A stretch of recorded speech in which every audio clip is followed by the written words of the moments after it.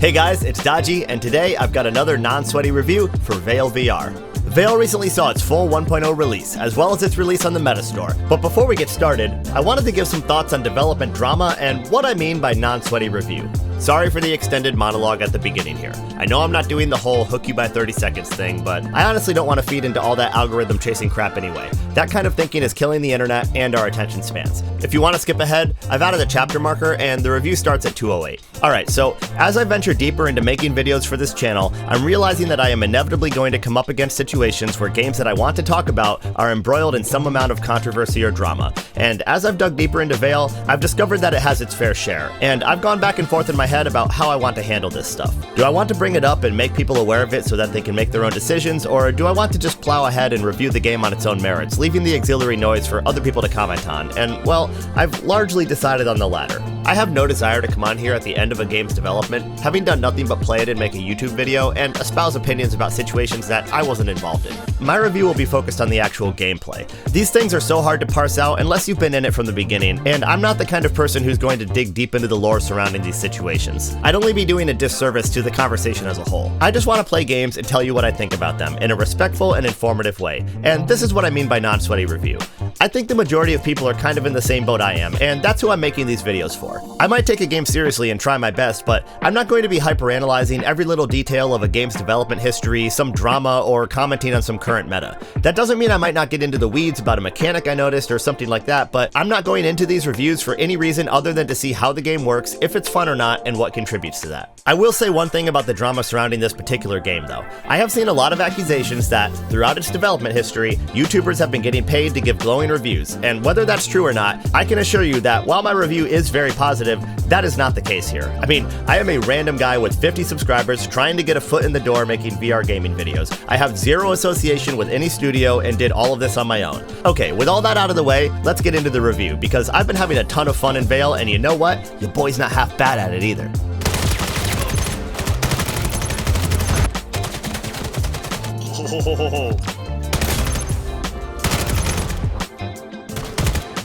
Oh, get it, dude. Oh!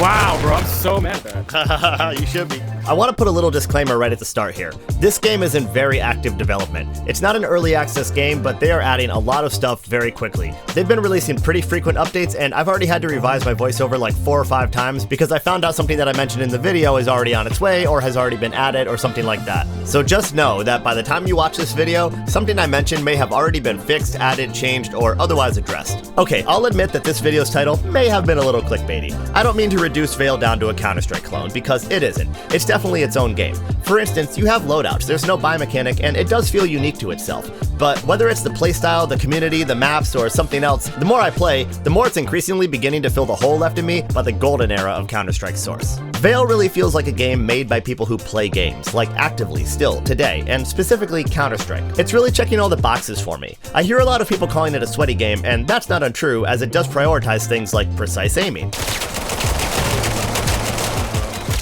recoil control,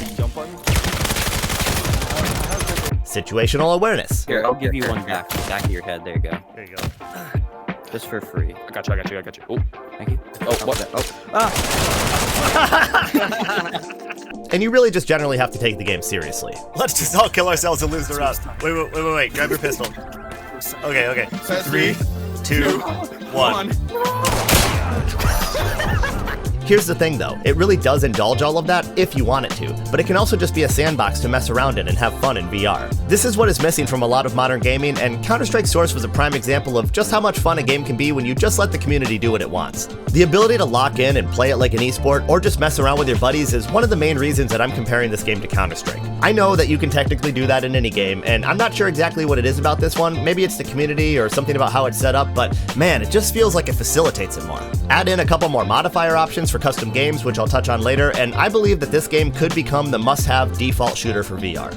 On the surface, you could say that VAIL is just another shooter, and plenty of people have said as much. And I mean, sure, that's true, but how many competitive multiplayer shooters do we really have? I mean, the main three are Contractors, Breachers, and Pavlov, and I guess Population 1, but I kinda put Battle Royales into a separate category. People always seem to act like it, but it's not like we're overrun with modern polished VR shooter games, and I would argue that VAIL does it better than any of them, except maybe Breachers, which feels similarly polished, but is just a different type of game. So is VAIL doing anything remarkably different? Well, in some ways, yes, but in general, no, it's not. But what it is doing is taking a formula that works and adapting it to VR with a level of polish and function that just feels better than any of the other games I've played. First off, the game just runs great. It's so smooth and polished, and that makes such a gigantic difference. There's this fluidity to movement that I can't quite put my finger on. I'm not sure how to describe it, but it just feels better. I'm not even sure how well it translates on video, but I promise you, it feels amazing in game. You can tell they put a lot of work into it. The movement feels more realistic, and the weapon handling and interactions are top-notch. There are some issues with Steam VR in conjunction with wireless connectivity apps like Virtual Desktop or AirLink that people have been having though, so I'll cover that at the end of the video in case it helps you out. I play on PC VR, so I haven't played the Quest version, but I asked around, and by all accounts, there is very little difference and it runs incredibly smooth. If this channel really gets going, I will start buying the Quest versions as well and including them in my reviews. It's something I've been wanting to do, but I just can't justify the additional cost yet. That being said, if you guys wanted to help me out with that, you could subscribe to the channel, but hey, no pressure, just throwing it out there. On that note though, let's touch on the graphics real quick. I don't really want to spend too much time on this because, like I said, I don't have a Quest version to compare it to, and I also just don't want to make our Questly brethren feel bad. I mean, you're not less, you're just different. But the graphics are really good, so no issue there at all, and the detail on the weapon models is really, really impressive. Check it out.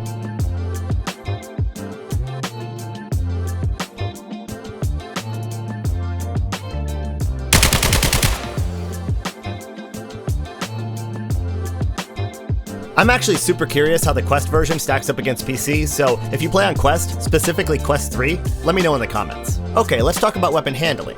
Apparently the dev team put a lot of effort into learning how real guns work and tuning the guns in this game to feel and operate correctly.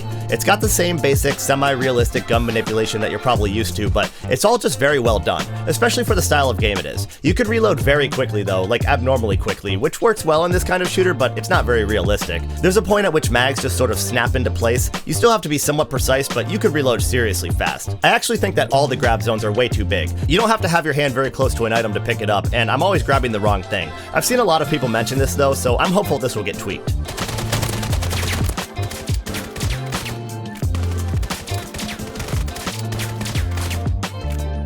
I guess it works for the gameplay, but I would personally prefer if I had to be a bit more precise with the mag placement. I like when reloading is a bit more difficult, and the ability to do it quickly has an effect on the combat. This is a minor criticism though, and is really just a matter of taste. I think that they balance the arcade and realism quite well overall. They've really dialed in the combat here, and you've got a lot of guns to choose from, although I don't think I've ever traded kills as much as I have in this game.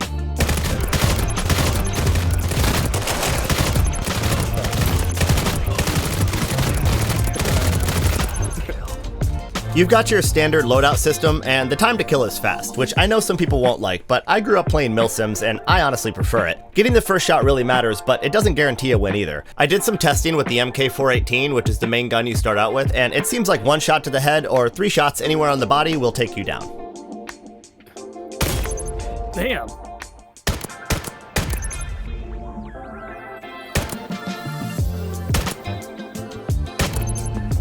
Three. Yep. This is a non-sweaty review, so I'm not getting too into the weeds with this stuff, but I consulted the community for a little more info, and it seems like damage is also affected by your distance to the target and the gun you're using. If you want to get into more detail about the game's damage mechanics, you can head over to this guy's channel, TieBomb1010. I met him in game, and he was talking about how he was going to start doing some YouTube videos about how each gun works and how much damage it does at different ranges, etc. It looks like he's already got one up, and he's going to do a much better job with this stuff than I ever could. I love that you still move relatively fast while aiming down the sights, as that's something that's bothered me about a lot of games. Like, I totally get that you would have to slow down to steady your aim, but I've always felt like you'd be able to move a lot faster than many games let you. The grenades are on your arms in this game, and I'm not sure how I feel about it. I think I'd personally prefer them on my chest like most shooters, but it's not a huge deal. I just don't like not being able to grab my utility grenade with my dominant hand. I have to take it off and then switch hands, which is a bit annoying. Another note on the grenades. They have that accelerated throw assistance thing that so many games have, and I really hate it. I wish I could just throw a grenade and have it react like it really would. It doesn't make any sense to me why seemingly every game feels the need to do this. It's very annoying. I know that they're trying to make it easier, but it has the opposite effect. I can't just lob a grenade around a corner because a light underhand throw sends it flying way too far. To be fair though, VAIL's not the worst offender in this regard, and throwing it overhand does give you a lot more control, but I still had a really hard time trying to get this grenade in between those rocks. It always just goes way farther than I want it to. You can see the acceleration at work when I try to just toss it lightly into the air. I am barely moving my hand, and you can see it sailing way higher than it should. I'm not generally trying to throw grenades across the map. I'm usually using them when I know exactly where an enemy is, but I just can't get to them. The scopes in this game are fantastic though. They're probably some of the best scopes I've seen in any game. I don't really have much else to say about them. They're just great. Here, look.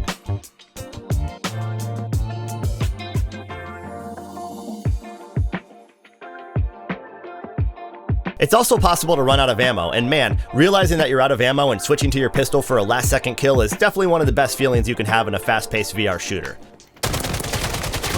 Got one. Reloading. Oh, I'm out of ammo. Pistol only. Yes! Get it!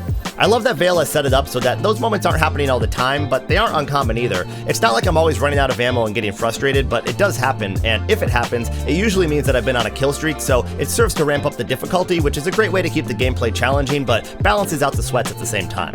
This is one of the coolest things though, check this out. Different guns have different spots on the foregrip that you can place your hand. On the MK418, for example, you can hold it close to the mag for more maneuverability, the middle of the foregrip for a good balance, or you can place it farther on the foregrip for more stability, which is better for long shots. Maybe one has, but I've never seen a game implement that particular mechanic before.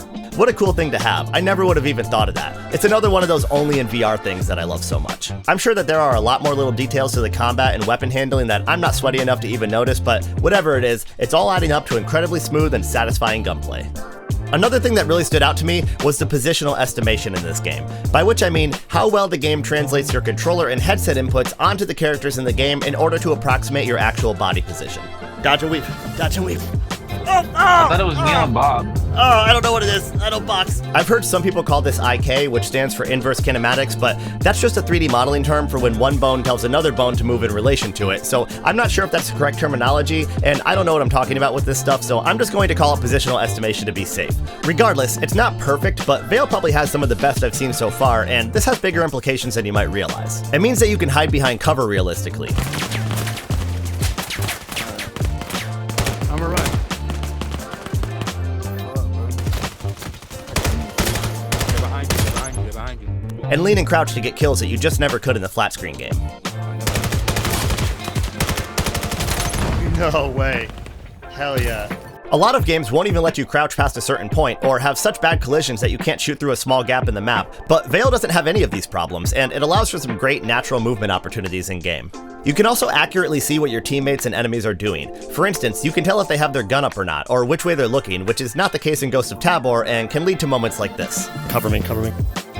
Like, gun up, gun up. I have it up, dude. Additionally, having teammates that move like actual people, or at least as much as they can without full body tracking, makes the whole game feel so much more alive. It really enables these VR-only moments that I love so much, both on the battlefield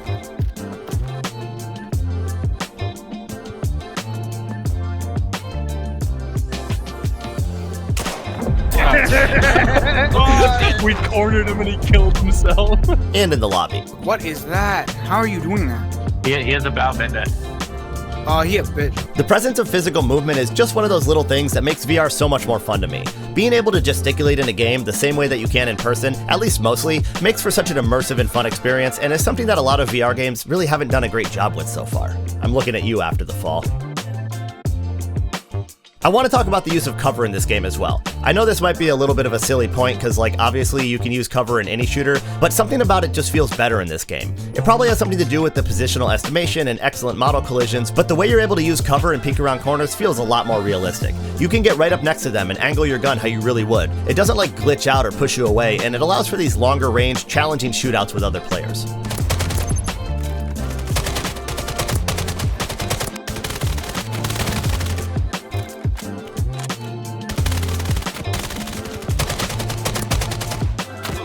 Yes! I said before that it feels like Counter-Strike, so let me expand on that a little. I mean, first, it just straight up has Scout's Knives, like it's literally called that, but a lot of the maps feel similar too. What I mean is, there are maps that have a ton of cover where two teams start on opposite sides of what is basically just a square arena and battle it out into the middle, and it feels like a paintball match, especially on the map that is literally a paintball arena, which is my favorite map, by the way. But there are also more complex maps that require careful navigation and positioning and are set in really cool but totally different environments. There are time of day variations as well, but I haven't seen them in game very often. It's this kind of semi-random mix of different kinds of maps that feels a lot like Counter-Strike to me. The combating characters are kind of agnostic to the location they're placed in. It's basically people versus people-shaped alien robots anyway, and it really doesn't matter where you fight, just that the fighting is fun.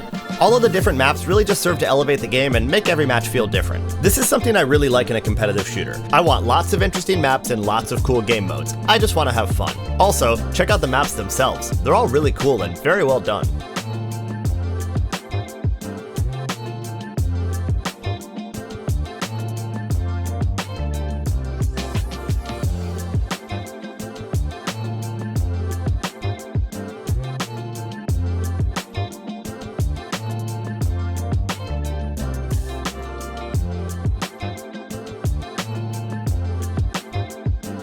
There's only one map that I have an issue with, and that's Mar. I think it's a really cool map. There are a lot of twists and turns and corners you have to take carefully, but it's just way too big for the current 5v5 match size. That being said, they're already working on a higher player count game mode, so when I said earlier that this game is in active development, I'm not kidding. It seems like basically every single thing that I've had an issue with or an idea for is already being worked on. Currently, we've got 8 game modes in VAIL. You've got your classics, Team Deathmatch and Free-for-All, you've got Artifact, which is basically search and destroy, there's Hardpoint, which is Hardpoint, Capture the Orb, which is capture the flag, obviously, Scout's Knives, so sniper and knife only, but with low gravity, 1v1, and Picnic, which is chaos. Seriously, just don't go there. Leave it for the children. It's not for us.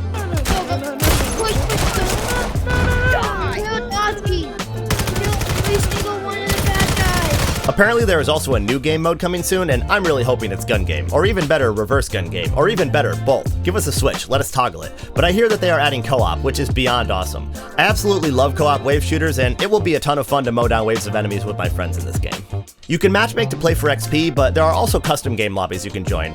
As it stands though, both in XP-enabled matches and in custom games, everybody loads into a common area and can press a large button to vote for the next map in game mode. Maps and modes are randomly combined and are presented as options, and you can vote to refresh if you don't like any of the combinations. You can only refresh once though, and it seems like the same few maps come up pretty often, so hopefully they tweak this a little bit with future updates. I don't know if I really like this system overall, because while I don't mind the idea of making sure that all the game modes get played, I've also been stuck playing Scout's Knives 3 or 4 times in a row, or just having to sit through rounds of Artifact, which doesn't have instant respawn, when I really just wanted to hop on and play some TDM or free-for-all. I would love the option to choose what game mode I want to play, because as it is, you're at the mercy of the server vote.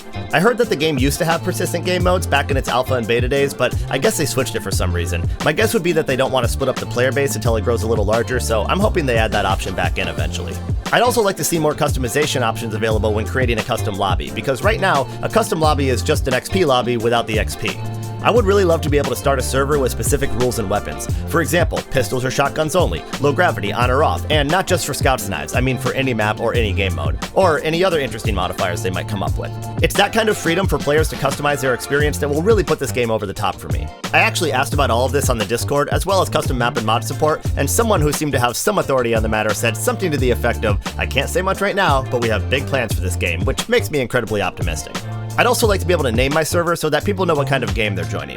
I asked about that on the Discord too, and apparently it's already coming. They're just trying to get the in-game keyboard working on all platforms first. One of my favorite servers in Counter-Strike Source was this low-gravity reverse gun game server, and I am dying to relive those glory days in VR. For those who care about it, there's a nice fleshed-out progression system as well. I personally don't really like that every game has to have progression nowadays. I kinda wish I could just choose a gun and go. I mean, I must not be getting the same dopamine hit from unlocking an item, because I know it's just an artificial restriction put there to incentivize me to play the game longer. And honestly, it puts me at a disadvantage, seeing as I'm not playing games for hours on end each day. But it is what it is, and all my friends seem to love it, so I figured I'd let you know. There's a really nice stats page too, and you have a good amount of customization options, from the ability to turn nameplates on and off, apply skins to individual parts of your avatar, or change the color of enemy outlines and reticles. Let's take a moment to recognize how good the physics are in this game as well. I know that accurate physics are already a huge part of a lot of VR games, but a lot of the shooters haven't been that great. VAIL really nails it though. Look how well these bodies ragdoll.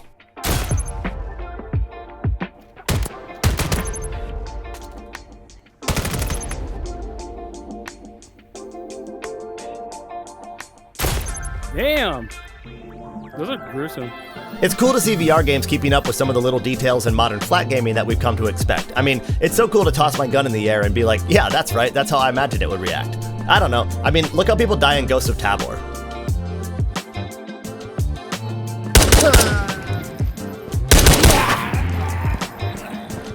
I don't mean to keep ragging on Tabor, and I know it's not necessarily that important in terms of gameplay, but it is immersion breaking when the physics don't work correctly, and having good physics is also just a great catalyst for funny moments like this.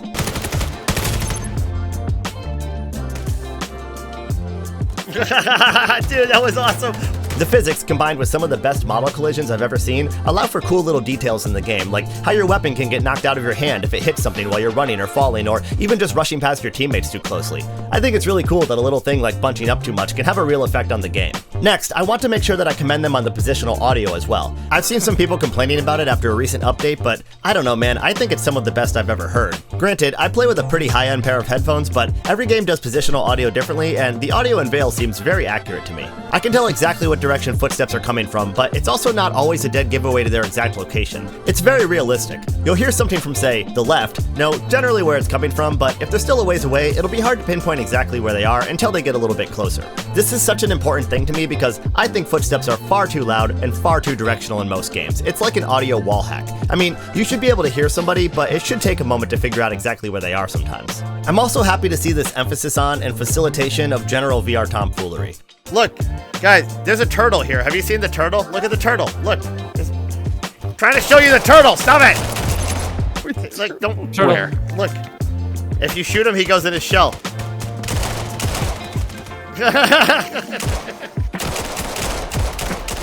Yeah, triple kill. There's a chalkboard in the lobby you go to in between games, and I commend them for that, because that's a risky move in a multiplayer game. But it can also be silly and ridiculous. What? Wait, is it like an after game lobby? That's Yeah, you can go draw a penis. It's your rite of passage. Where? Quick, to the penis board. Quick, everybody draw a penis. Okay. Which one are you? It's gonna be okay, guys. It's gonna be okay. Alright, cool. Thank God, we did it. There's so many. I love the big screen in the lobby with everybody's score on it so that you can brag after the round. Hey, guys, look at us. Me and him, this guy, right here. Look, yeah, look at it, look at that. You see that?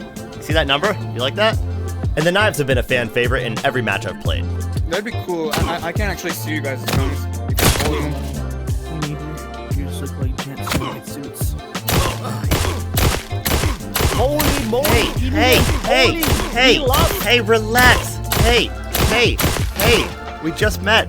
The community has been pretty good so far too. Most of the silly clips in this video have been with totally random people. You know, I don't really have many negative things to say about VAIL. There is a feature I'd like to see added though, because right now, there currently isn't any physical gun stock calibration, which is a real bummer, but I asked in the Discord if there were any plans for it, and it seems like John Cletus has our back saying, I bring it up in studio religiously. I've got a good buddy that uses a physical stock and he can't play until we add adjustments, so I will for sure keep the suggestion alive. We've just still been in optimization and bugland and ironing out the kinks. We'll keep you in the loop. I'd also love to have proximity chat with the enemy team, and my own team for that matter. It's a lot of fun to talk shit to the enemy players, and making callouts is way less confusing when you know that only the people in your general vicinity can hear you. Like I said at the beginning, I know there's some drama surrounding this game, but from everything I've seen so far, the devs are super committed and seem friendly, helpful, and open to user feedback, which is a really good sign for where this game can go. I really hope they open it up and let us mod, or at least make our own maps though. I would absolutely love the ability to play community maps on custom servers. That would really put this over the top for me. I am a gigantic fan of custom maps and mods, and that is a big part of what made the CS Source days so much fun.